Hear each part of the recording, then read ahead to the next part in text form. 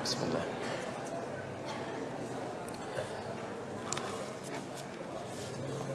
Waalaikumsalam warahmatullahi wabarakatuh. Ustadz, bagaimana pengertian antara panjang angan dan cita-cita atau keinginan akan sesuatu?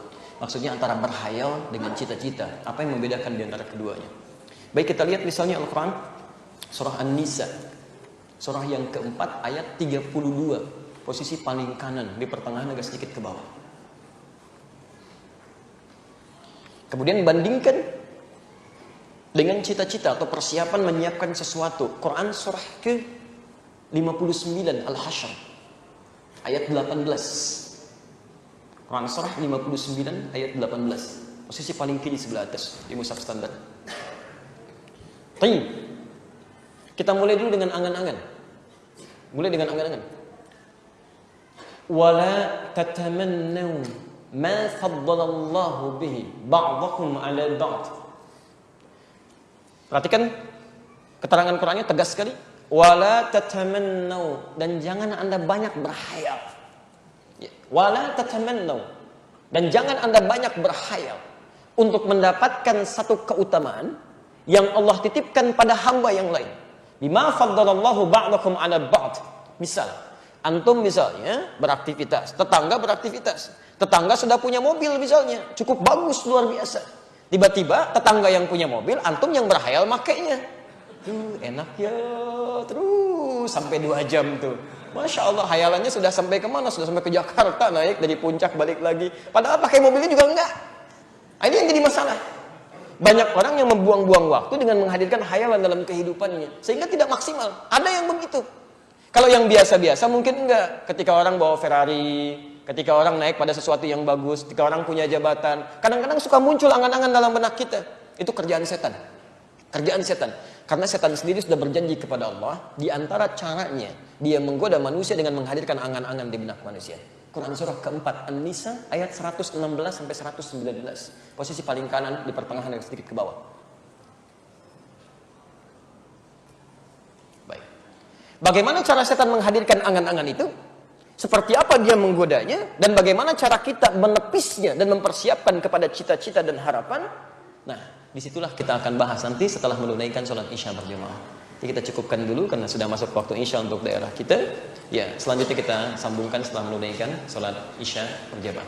Demikian untuk sementara, pemirsa, kita akan lanjutkan setelah menunaikan sholat isya berjamaah. Subhanakallahumma bihamdika asyhadu an la ilaha illa anta astaghfiruka wa atubu ilaik. Assalamualaikum warahmatullahi wabarakatuh.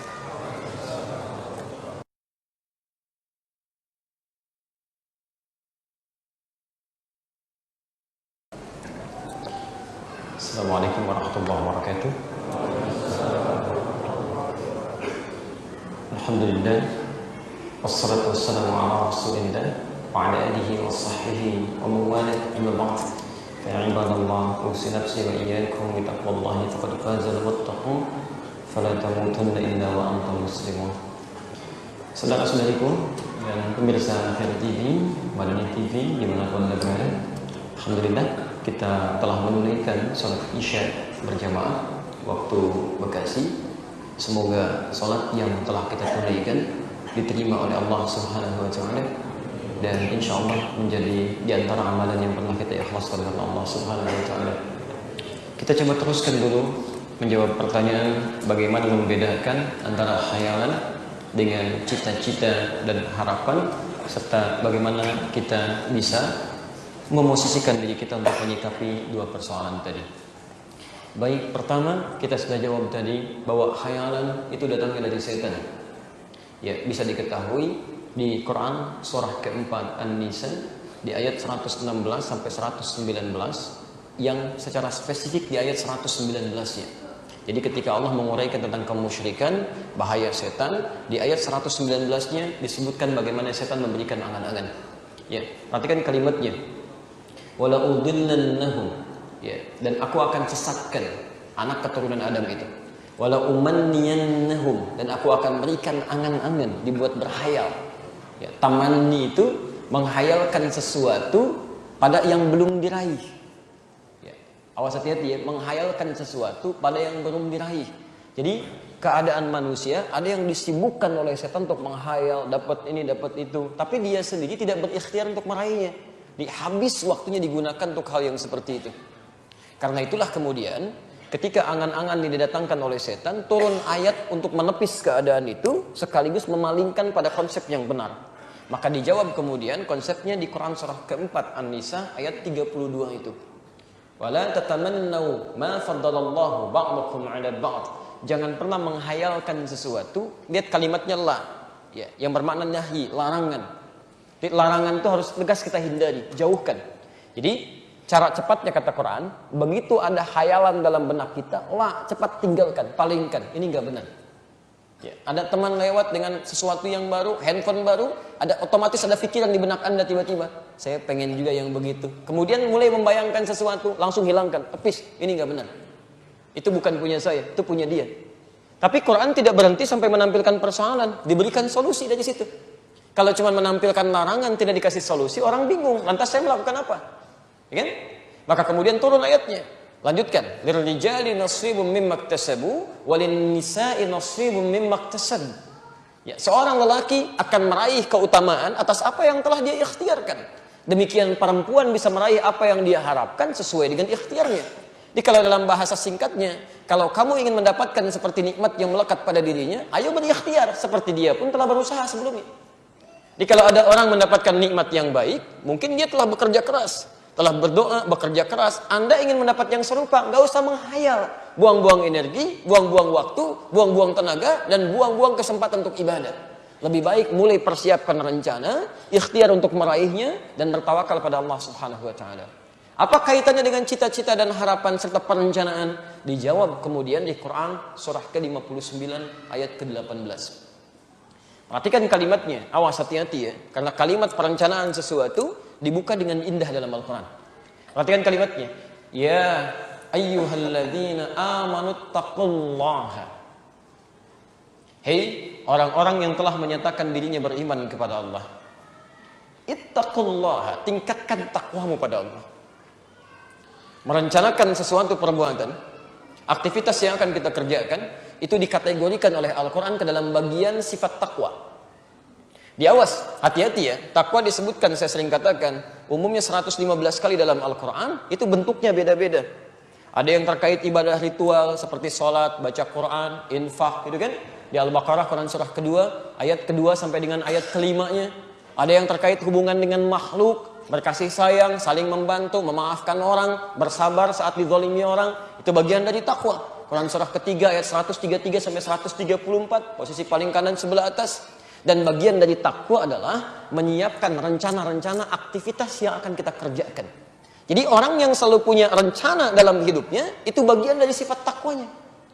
Secara tidak langsung, orang yang tidak pernah punya rencana dalam kehidupannya, gak punya planning nih, gak jelas. Ya, besok mau ngapain? Ya, jam 7 ada di mana? Jam 9 kerjakan apa? Dia masih bingung untuk memahami itu. Itu menunjukkan kadar takwanya masih rendah. Jadi Quran itu mengarahkan kita pada sesuatu yang efektif. Kesuksesan yang terencana sifatnya. Dan dengan perencanaan itu setengah dari kesuksesan bisa kita raih. Ya, teman-teman, bahkan saat Anda keluar dari masjid ini pun ditanya belum tahu apa yang Anda kerjakan, berarti ada sesuatu yang belum terencana dalam kehidupan kita. Habis ini mau ngapain? Belum tahu, nanti aja deh. Nanti aja. Bukan nanti saja, ya. Bukan bagaimana nanti bagaimana, lihat, rencanakan. Dan ketika Anda merencanakan, perhatikan, orang beriman dan bertakwa, rencananya beda dengan orang yang belum beriman dan belum bertakwa. Wal tanzur nafsum ma qaddamat lighad. Wal tanzur, kalimat perencanaannya menggunakan kata nazara. Ya. Bahkan nun wa ra dimasukkan tak, ya, pada kalimat wal tanzur. Asalnya dari kata nazara, intazara, kemudian ada kalimat wal tanzur. Lamnya di sini lam amr, perintah. Ya. Wal tanzur. Ini kalimatnya. Nazara dalam bahasa Arab yang standar sering diartikan dengan melihat. Padahal dalam bahasa Arab melihat bisa banyak. Ro'a itu melihat. Basara itu melihat. Ada perbedaan. Ya. Nazara itu melihat. Kalau ro'a itu melihat dengan mata fisik. Melihat dengan mata fisik, kelihatan. Penglihatannya disebut dengan ru'yah. Makanya ada nanti, Masya Allah, saat menjelang Ramadan itu kan, ada ru'yatul hilal. Ru'yatul hilal, dari kata ra'a, melihat hilal dengan mata. Jadi teropong, dilihat, kelihatan. Itu ru'yah namanya. Ya, Masya Allah. Ini penglihatan dengan mata. Kalau nazara, itu bukan sekedar melihat, tapi penglihatan dengan mata dan akal. Ada analisis di situ. Ada persiapan, ada perencanaan, ada pengamatan, istilahnya demikian. Pengamatan. Itu nazara. Perhatikan ketika kita diminta melihat unta, afala yanzuruna ilal ibili kaifa khuliqat, menggunakan kata nazara. Artinya kalau Anda melihat unta, coba jangan sekedar dilihat untanya. Kalau cuma lihat, yang lain juga lihat. Tapi perhatikan bagaimana keistimewaan unta dibedakan dengan hewan-hewan yang lainnya. Di situ kemudian Anda analisis sampai Anda menemukan kalimat Masya Allah, betapa besar keutamaan Allah menciptakan hewan ini beda dengan yang lain. Anda dapatkan hikmah kehidupannya. Tapi kalau kalimatnya ditambahkan kemudian dengan ta, dimasukkan fi'il amr, lamnya lam amr, maksudnya ya, kata kerjanya menggunakan bentuk perintah, ini bukan sekedar melihat, mengamati, tapi ada unsur perencanaan di sini. Seakan-akan Quran mengatakan, Anda kalau ingin meraih sesuatu, amati dulu, analisis dulu. Bagaimana kemampuan Anda, bagaimana peluangnya, bagaimana kemudian Anda bisa mendapatkan itu. Setelah semuanya terpetakan, baru bikin rencana. Bikin target. Ya. Dan targetnya Masya Allah. Ya. Kalau orang kan bikin rencana, jangka panjang, jangka menengah, jangka pendek. Sekarang ada tambahan, jangka panjang, jangka menengah, jangka pendek, jangka saku. Itu yang tidak bagus. Ya. Jangka saku tuh masukin ke dalam sakunya. Ya. Itu yang tidak bagus. Ya. Nah, Quran tidak. Semuanya positif. Anda bikin rencana, wal tanzur nafsum, hendaknya setiap jiwa, setiap diri membuat rencana-rencana ma qaddamat lighat, yang dia bisa bawa hasilnya bahkan sampai kiamat. Lighat. Jadi Anda harus punya visi, bukan cuma sekarang. Kalau cuma Anda sekarang belajar untuk mendapatkan dunia, jangankan Anda, orang nggak beriman pun begitu. Anak Anda ingin hebat bahasa Inggrisnya, jangankan Anda yang beriman, yang tidak beriman pun pengen lebih unggul. Kalau Anda cuma bisa merencanakan juara matematika, yang lain sudah dapat, maaf, olimpiadanya dapat, Nobelnya dapat. Kalau Anda cuma ingin jadi juara fisika, yang lain sudah duluan, yang nggak beriman pun bisa dapat itu. Kita tidak. Rencana kita bagaimana semua pekerjaan itu bisa bernilai saat di akhirat. Itu. Ada yang dibawa. Perhatikan, dan itu bagian dari takwa.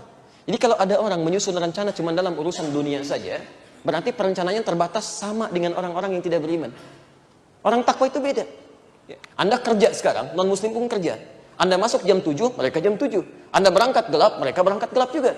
Tapi pekerjaan Anda mesti beda dengan mereka. Bagaimana caranya setiap langkah saya jadi ibadah? Bismillah, saya mencari nafkah karena Allah. Bukan cuma mendapatkan bagian dari materi dunia. Maka Anda hadirkan Quran surah keempat ayat 34 itu. Anda tuliskan di buku catatan Anda. Setiap Anda berangkat dan baca Bismillah, tugas saya mencari nafkah. Anda berdoa kepada Allah, ya Allah berikan kemudahan, ya Allah berikan kelancaran. Anda keluarkan ayat-ayatnya, Al-Baqarah 168, Al-Baqarah 172, Quran surah 7 ayat 96. Begitu melangkah, setiap langkah Anda dihitung bagian dari ibadah. Jadi rencana Anda itu bukan cuma mendatangkan materi dunia, tapi ada bernilai di hadapan Allah di akhirat nanti. Maaf ya, yang kecil-kecil aja. Dari anak-anak belajar, ibu mengantar anak ke sekolah. Apakah cuma tugas mengantar atau Anda niatkan sebagai ibadah? Termasuk Anda menerima tamu misalnya. Karena Allah atau karena tamu akan datang? Coba deh kalau di rumah ada kue, ada macam-macam ya. Tamu misalnya mau datang, Bapak Ibu siapkan kue. Anda siapkan kue itu karena tamunya mau datang atau karena Allah? Ayo. Kelihatan sederhana. Padahal, maaf ya, menghormati tamu itu, memberikan suguhan kebaikan, itu dibuka dengan kalimat iman. Man kana yu'minu billahi wal yawmil akhir falyukrim dhaifah. Siapa yang merasa beriman pada Allah dan hari akhir. Kenapa disebutkan hari akhir? Karena kita merencanakan bukan untuk hari ini saja. Ada kebaikan yang kita tenun sekarang yang hasilnya kita lihat di hari akhir nanti. Falyukrim dhaifah, maka muliakan tamunya. Itu poinnya. Coba dari sekian yang telah kita raih sampai dengan hari ini, semua usia yang kita dapatkan sampai sekarang, berapa persen dari usia kita yang sudah menjadi ibadah? Yang perencanaannya sampai akhirat. Jadi jangan bangga kalau sudah punya rencana cuma dalam urusan dunia saja. Akhiratnya mau dibawa kemana? Itu poinnya. Jelas di sini?